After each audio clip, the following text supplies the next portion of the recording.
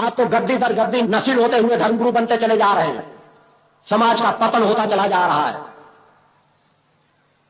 किसी समय कर्मकांड में के क्षेत्र में भी बड़े बड़े ऋषि मुनि हुआ करते थे, मगर आज परंपरागत जो शोषण होता चला गया कि पहले अच्छे ऋषि मुनि ज्योतिष शास्त्र पर इतना शोध करते थे कि एक एक गणना के पीछे अनेकों लोगों ने अपना पूरा जीवन गुजार दिया। उनके अंदर तपबल रहता था। अगर किसी के घरों में जाकर पूजा पाठ भी कराते थे तो जिस इष्ट की पूजा पाठ कराते थे उस इष्ट का पूरा ज्ञान उनके पास रहता था। मगर आज तो वही परंपरा घटते हुए इतने नीचे आ गई है कि केवल घर कमाने की बात हो गई है कि मैंने इतने घर कमा लिए, इतने घर में मैं पूजा पाठ करने जाता हूं, इतने घरों से मुझे इतनी आमदनी हो जाती है। आज पंडितों और पुरोहितों ने आमदनी का साधन उसे बना लिया है, जब यह धर्म के क्षेत्र में बुरी बात है। हम समाज को ज्ञान दे रहे हैं और ज्ञान के बदले धर्म की कामना करना यह उन ज्ञानियों का अज्ञानियों का दुर्भाग्य है। मैं स्वतः ब्राह्मण परिवार में मैंने जन्म लिया है। समाज ने समझे कि मैं ब्राह्मण विरोधी बात कह रहा हूं, क्योंकि समाज के विचार तत्काल बदलते हैं, मगर पूर्ण चेतना ना तो ब्राह्मण है, ना वैश्य है, ना क्षत्रिय है, ना शूद्र है, उसकी कोई जाति नहीं होती। हर शरीर में, हर जात में, हर धर्म में, हर संप्रदाय में जो चेतना बैठी है वो कोई जाति और संप्रदाय की चेतना नहीं है।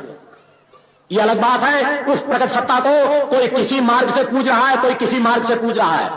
जिस तरह मैंने आहार की बात की, आप आहार सूखी रोटियों का भी कर सकते हैं, मिठाई पकवान का भी कर सकते हैं, पूड़ियों का भी कर सकते हैं, सूखे चने चबा करके भी आहार कर सकते हैं। शरीर तो आपका स्वस्थ होगा ही, भूख आपकी शांति होगी ही। उसी तरह उस प्रकट सत्ता को जो कण कण में वास करती है, उसको पाने के तो निश्चित है अनेकों हजारों हजारों करोड़ों करोड़ों मार्ग हो सकते हैं। अतः उस मार्गों की बुराई नहीं है। वह किसी क्षेत्र से जा सकता है, मगर वह किसी धर्म और संप्रदाय की धरोहर नहीं है, किसी जाति विशेष की वह धरोहर नहीं है। अगर धरोहर है तो सच्ची मानवता की धरोहर है। अतः वह विचार अपने अंदर जागृत करो।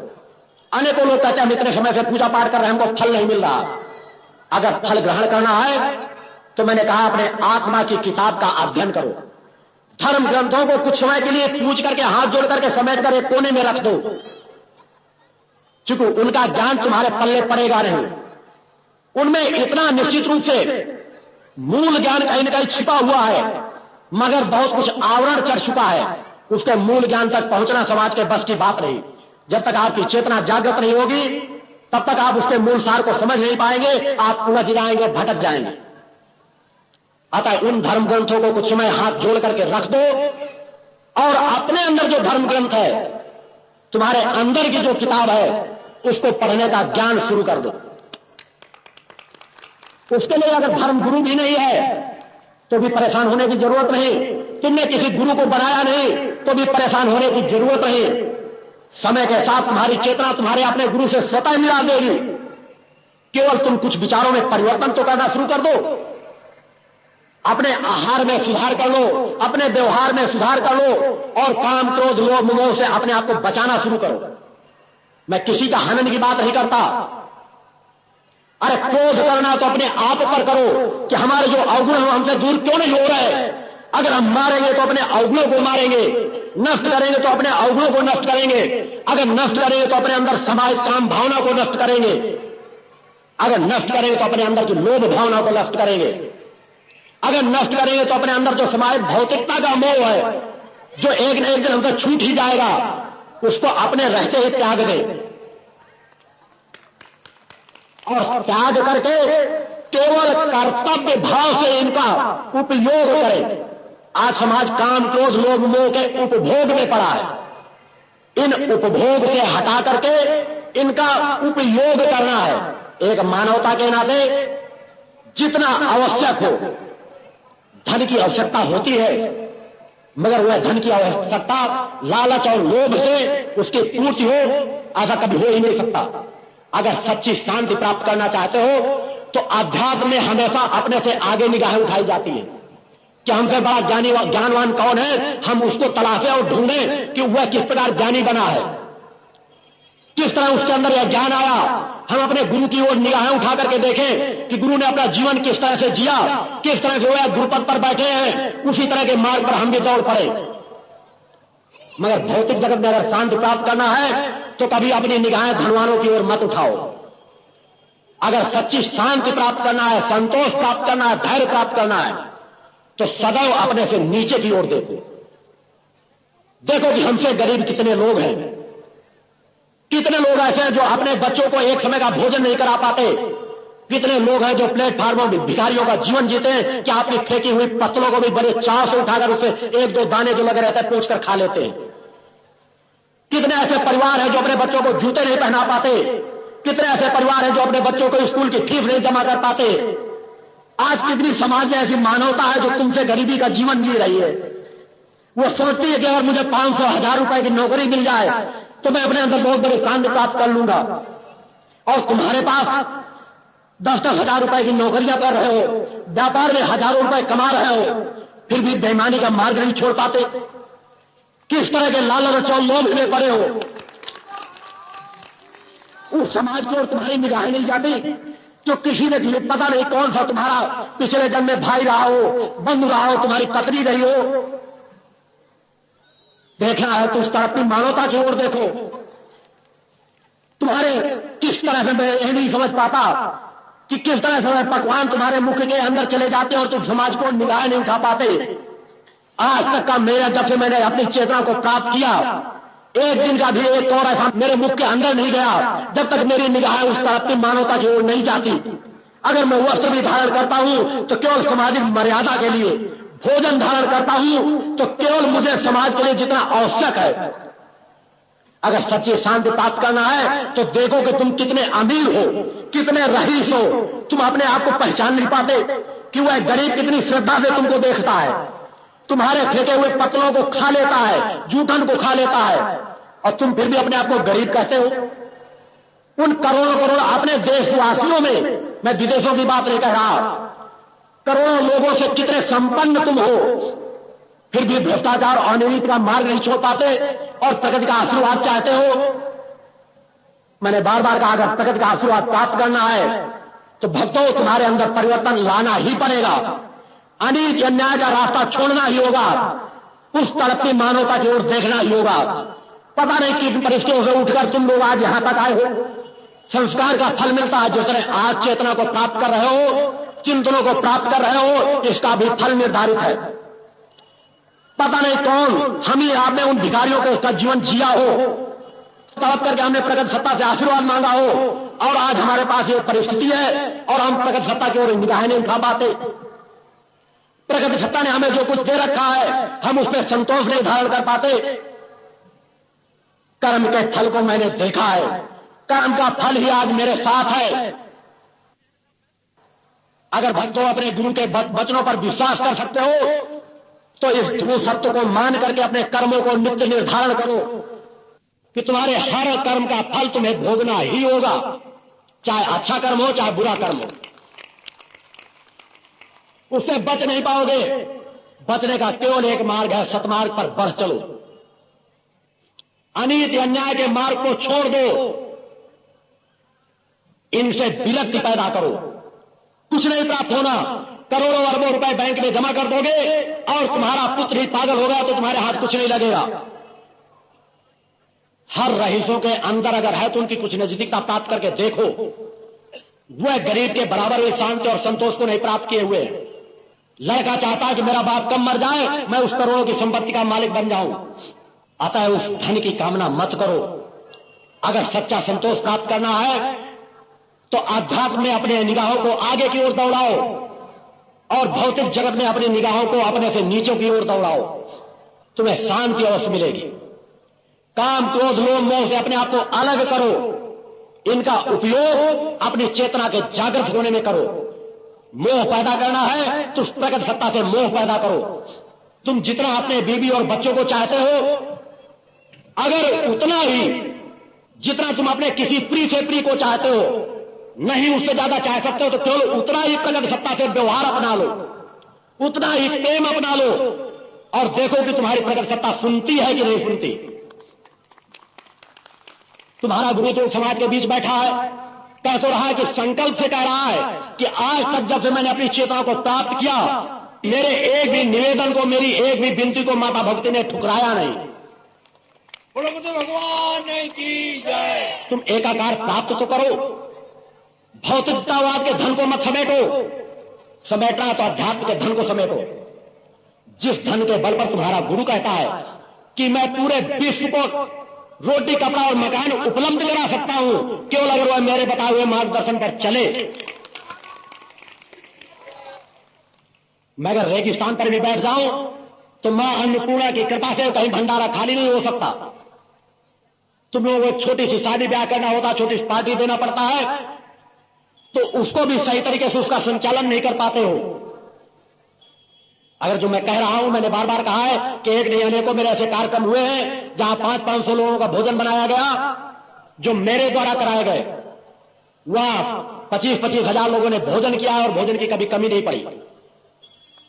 मेरा सिद्धाश्रम है, मैंने कहा कि अगर दो चीजों का निर्णय लेकर कोई आ जाता है कि या तो अगर उसका शरीर साथ देता है तो 8 घंटे यदि साधना करे, या तो 8 घंटे कर्म करे, उसे रोटी, कपड़ा और मकान की कमी नहीं पड़ेगी, चैतन्यता की कमी नहीं आएगी, उसके जीवन में मैं पूरक तो अवश्य भर दूंगा। अतः तुम्हें अगर सतमार्ग का मार्ग प्राप्त करना है तो उसी तरह का सिद्धाश्रम अपने घर को भी बनाओ। मैं नहीं कहता तुम मेरे पीछे भी दौड़ पड़ो, मैं शक्ति जल भी आमंत्रित करके देता हूं तो कहता हूं केवल एक बार ले जाओ, जब तक चाहो उसमें गंगा जल मिलाते रहो। अगर उसमें एक कण भी बचा है तो उसमें गंगा जल मिला दो, उसी प्रकार चैतन्य हो जाएगा। और विषम से विषम परिस्थिति में उसका उपयोग करो, उससे आपको लाभ मिलेगा। उसी तरह जिस तरह मैं सिद्धाश्रम में अखंड दुर्गा चालीसा का पाठ करा रहा हूं, उसी तरह अपने घरों में दुर्गा चालीसा का पाठ कराओ। एक रहस्य की बात है कि मैंने संकल्प अपना उन चेतना, उन साधनाओं को समर्पित कर रखा है कि जिस तरह के चिंतन मेरे अगर उसे अमल करोगे तो मैं जो तुम्हें प्रदान करना चाहता हूं उसकी ऊर्जा को तुम प्राप्त कर सकोगे। अतः प्रयास करो कि अपने घरों में अगर कुछ कर सकते हो तो दुर्गा चालीसा का पाठ कराओ। अगर टांग सकते हो तो अपने घरों में मां का ध्वज टांगो। अपने घर के ही वातावरण को पहले सुधारो, अपने अंदर ही परिवर्तन लाओ। कम से कम प्रयास करो कि पहले हम समाज के साथ तालमेल नहीं बिठा सकते तो हम समाज के सामने दावे के साथ ये कह सके कि मेरी पत्नी मेरे कहने के अनुरूप चलती है बगैर किसी दबाव के, मेरे पुत्र और पुत्रियां मेरे अनुरूप चलते हैं। कम से कम इतना विश्वास अपने अंदर हासिल करो। और अगर तुम इतना विश्वास हासिल नहीं कर पाते, जब तुम अपने 3-4 सदस्यों के बीच तालमेल नहीं बिठा सकते तो उस प्रगति सत्ता के साथ तालमेल कैसे बिठा पाओगे? अतः अपने घर में परिवर्तन लाओ। मैंने बार बार कहा है कि अगर धर्म क्षेत्र में बढ़ना है तो हजारों ग्रंथों का छान मारो, दिन रात राम राम जपते रहो, दिन रात जय माता की कहते रहो, कल्याण नहीं होगा। कल्याण होगा पहले वैचारिक परिवर्तन लाओ, मानवता रूपी स्वरूप धारण करो। आज मैं भी समाज में रहता हूं, किसान परिवार में मैंने जन्म लिया, मैं भी गृहस्थ का जीवन जीता हूं, मगर मेरा जीवन वैराग्यपूर्ण है, विषय विकारों से अलग है। मगर अगर समाज में कहता हूं तो दावे के साथ आज कहता हूं कि मेरे पत्नी और बच्चे बगैर किसी दबाव के हर पल मेरे साथ हैं। उसी तरह मैं चाहता हूं कि हर परिवार, क्योंकि जिस तरह गुरु जो पथ को चलता है उसी तरह समाज को चलाना चाहता है। अपने घर परिवार में सुधार लाओ। और सुधार कब आएगा? जब तुम नशा मुक्त जीवन जियोगे। अगर शराब पीकर जाओगे तो ग्रह कलह निश्चित होगी। अगर पुत्र और पुत्रियों में भेद रखोगे तो ग्रह कलह निश्चित होगी, उसे कोई बचा नहीं पाएगा। अतः जो छोटी छोटी बुराइयां हैं उन बुराइयों से अपने आप को अलग करो, फिर देखो तुम्हें ज्ञान प्राप्त होता है कि नहीं प्राप्त होता। रामायण का दिन रात पाठ करते रहो, कुछ भी मिलने वाला नहीं। मैं तो उन धर्म गुरुओं से कहता हूं, ये कोई अहंकार की बात नहीं। मैंने बार बार कहा कि जिस क्षण मेरे शरीर में मैंने माता भक्ति से केवल एक आशीर्वाद मांगा है कि इस जीवन में मुझे अगर कुछ देना है अंततः मेरा जीवन तो पूरा समाज को संकल्पित है, मेरी एक एक साधना है, मेरा एक एक तपबल समाज को संकल्पित है। मगर अगर मैं माता भगवती से कुछ मांगता हूं तो केवल एक बात मांगता हूं कि अगर किसी भी क्षण मेरे शरीर में अहंकार आ जाए, भौतिकता का अहंकार आ जाए, उसी क्षण मेरे शरीर का अस्तित्व नष्ट हो जाए। अतः मेरा यह अहंकार नहीं है। मगर समाज को ज्ञान कैसे प्राप्त होगा, समाज की आंखें कैसे खुलेंगी कि धर्म और अधर्म क्या है? आज इस भूतल पर सत्य किसके पास है? अरे तुम पढ़े लिखे लोग हो, आज से 500 वर्ष की, 600 वर्ष की, 1000 वर्ष की उन भविष्यवक्ताओं की पुस्तकों को तलाशो जहां पर मेरा नाम लिखा है कि मैं किस प्रांत में, किस जिले में, किस परिवार में मेरा जन्म होगा। आज मैं झूठ बोल सकता हूं, मेरे शिष्य झूठ बोल सकते हैं, मगर आज से 500 वर्ष के वो साधक झूठ नहीं बोलेंगे जो अपनी पुस्तकों में लिख गए हैं कि कब किस महापुरुष का जन्म किस समाज में, किस परिवार में, किस ग्राम में होगा। उसके बाद भी अगर तुम्हारी आंखें नहीं खुलती तो तुम्हारा दुर्भाग्य होगा। और मैं जिस कार्य के लिए आया हूं, अगर समाज मुझे अहंकारी मानता है तो मैं समाज के रूप नहीं चल रहा। मेरी निगाह तो प्रकट सत्ता के चरणों की ओर है कि प्रकट सत्ता तो मुझे अहंकारी कहीं नहीं मान रही। प्रकट सत्ता ने जो मुझे कार्य सौंपा है, मैं उस दावे के साथ, गर्व के साथ उस प्रकट सत्ता के आशीर्वाद को घमंड के साथ लेकर करने की क्षमता रखता हूं या नहीं। और उसी क्षमता के फलस्वरूप मैंने कहा है कि इस धरती पर अगर आज कोई साधक है तो मेरा सामना कम से कम एक बार करे सत्यता के लिए। एक बार समाज में ऐसा आयोजन हो जिससे समाज की आंखें खुल सके। मैंने उसके बाद कहा है अगर कोई भी एक साधक ऐसा निकल आएगा जो साधनात्मक क्रम से मुझे पराजित कर देगा, तो अगर वह कहेगा तो एक पल में मैं सर काट के उसके चरणों में चढ़ा दूंगा, अगर वह कहेगा तो जीवन पर्यंत उसका गुलाम बन जाऊंगा। क्योंकि मैं तो ज्ञान का ही उपासक हूं, ज्ञान का ही पुजारी हूं। अगर कोई भी ज्ञानी समाज के बीच है तो मैं उसके चरणों की रजगढ़ को प्राप्त करने के लिए लालायित हो जाऊंगा। अगर कोई भी मुझसे आगे खड़ा है तो मेरा दुर्भाग्य होगा कि मैं उसको तलाश नहीं पा रहा। क्यों मैं ढूंढना ही तो चाहता हूं कि मां ने अगर मुझे आशीर्वाद दिया है तो अगर इस समाज के बीच अगर कोई मां का दूसरा स्वरूप है तो मेरे सामने आए, अगर नहीं आए तो समाज को ठगना बंद कर दे। मेरा उन धर्माचार्यों से विरोध नहीं, मगर कहता हूं कि आज तुम्हारे धर्माचार्यों के पास इतनी प्रॉपर्टी है, पूंजी है, उसके बाद भी हमारे देश की जनता भुखमरी का जीवन जी रही है। यह दुर्भाग्य है। कैसे तुम धर्माचार्य हो, कैसे तुम्हारे शरीर में वह भोजन चला जाता है, कैसे तुम जीवन की सांस लेते हो कि तुम्हारे सामने समाज मानवता तड़प रही है और तुम मंत्री और मिनिस्टरों के पीछे दौड़ रहे हो। तुम्हारे सामने केवल लखपति और करोड़पति तुम्हारे चौखट में माता नवाने का सौभाग्य प्राप्त करते हैं। अगर तुम्हारे अंदर सत्य है तो मानवता की सेवा में लगाओ, जात भेद का भाव मिटा दो, हर धर्मों के बीच की खाई को पाट दो। यही तुम्हारा कर्म है। और अगर इस पर तुम अमल नहीं करोगे तो सत्य पुत्र दावे के साथ कहता है कि एक न एक दिन समाज तुम्हें ठोकर अवश्य मारेगा। क्योंकि माता भक्ति की जो आंधी समाज में चल पड़ी है उसको रोकने की किसी की ताकत नहीं है। जो छोटे छोटे बच्चे जिस तरह का चिंतन प्राप्त कर रहे हैं वही तो मेरी चेतना की पूंजी है। क्योंकि मैं तो अपनी चेतना को हजारों लाखों में बांटने के लिए आया हूं। मेरे जीवन का संकल्प भी यही है कि मैं अपनी चेतना को जन जन में बांट दूं। इस जीवन के शरीर के नष्ट होने के पहले पहले मेरे जीवन की अनंत जीवनों की जो कमाई है, जीवन में जो समर्पित करने के लिए आया हूं समाज में, वह समाज के अंदर समाहित हो जाए। हर मेरा शिष्य एक दिन सत्य पुत्र बन जाए। भगवान की जय। मैंने आज भी अपने शिष्यों को इतनी सामर्थ्य दे रखी है कि विषम से विषम परिस्थिति पर अगर कोई ऐसी परिस्थिति आ जाए तो केवल किसी के आज्ञा चक्र पर अपने अंगूठे का हाथ रखकर ऐसे थोड़ा सा मेरा इसमें चिंतन करके उसे आशीर्वाद देने के भाव से, उसकी समस्या के निदान के भाव से उसके आज्ञा चक्र पर हाथ रखोगे तो उसकी समस्या में, उसकी शारीरिक तकलीफ में कमी अवश्य आएगी।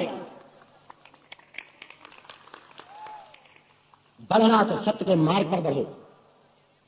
मैं कहीं पर भी किसी क्षेत्र में हूं, मेरे लिए सभी लोग अपने हैं, मगर यह मेरे जन्म स्थान का जिला है। शायद मैं अपने समाज को पुकार नहीं पा रहा, शायद कहीं न कहीं कुछ अभी मुझ में कमी है जो मुझे और दूर करना है कि मैं अपने क्षेत्र की जनता से अपना परिचय नहीं करा पा रहा। किस तरह का स्वरूप धारण करूं, इसी क्षेत्र में मैंने गरीबी एक किसान परिवार में जन्म लिया जो एक सामान्य परिवार था। उससे नीचे क्या जन्म लेता, किसी प्रकार के अहंकार को लेकर मैं समाज के बीच बढ़ा नहीं, धन बल और जन बल के घमंड को लेकर समाज में चिंतन नहीं देता।